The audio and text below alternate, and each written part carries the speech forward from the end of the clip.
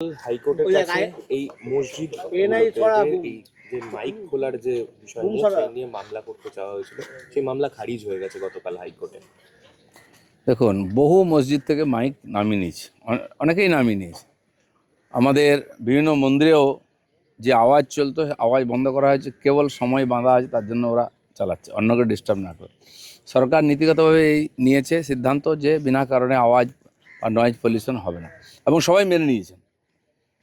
কোথাও অধিকার দেওয়া হয়নি কাউকে মাইকে বাজাবার, এবং সেটা পুলিশের সঙ্গে কথা বলে করতে হবে বলা হয়েছে। কোন মসজিদে পুলিশের সঙ্গে কথা বলে অনুমতি নিয়ে করা হয়েছে? তারপরে যদি কেউ কোর্টে যায় তো স্বাভাবিকভাবে সে তো হারবেই। এটা এক প্রকার সরকারকে চ্যালেঞ্জ করা, যারা করছে তারা ঠিক করছে না। দাদা, রাজ্য জুড়ে বিভিন্ন জায়গায় আমরা দেখছি অভিযান চলছে, এবং অভিযানে পুলিশের মধ্যে যারা ঘুষ খাচ্ছে তাদেরকে অ্যারেস্ট করা হচ্ছে। সরকারের দুর্নীতির প্রতি জিরো টলারেন্সের বার্তা। দেখুন, দুর্নীতি তো কোথাও এক জায়গায় থামা নেই। পশ্চিমবাংলায় যতদূর বাতাস পৌঁছায় সেখানে দুর্নীতি পৌঁছে যায়। আর সমস্যাটা শুরু হয়েছে পুলিশ থেকে। পুলিশ সবচেয়ে বেশি করাপ্ট হয়েছে। পুলিশের কাজ হয়েছে টাকা তুলে দেওয়া। সেই জন্য যারা এর সঙ্গে যুক্ত আছে সরকার কাউকে ছাড়বে না। শুরু হয়েছে, যারা করাপশান ধরবে তারা যদি করাপ্টেড হয় তাহলে কি করে হবে? সোর্সের মধ্যে ভূত। যেন সমস্ত জায়গা থেকে করাপশান মুক্ত হোক আমরা চাই, সমাজও চাই। সব জায়গায় একই ধরনের শুরু হয়ে গেছে অ্যাক্টিভিটি।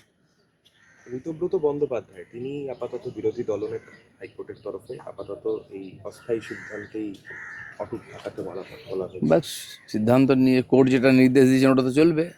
তারপরে যেরকম ঠিক হবে পরবর্তীকালে সেই বিধান অনুযায়ী বাকি ঠিক হবে। আদালতে যখন কেস গেছে আদালতে ঠিক করবেন।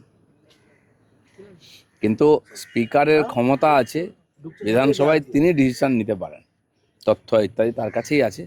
আর সব কিছু এক্সপোজ হয় না, করা হয় না, অনেক কিছু গোপনীয়তা থাকে, অধিকার দেওয়া হয়েছে স্পিকারকে, বাকি তো বিচার্য।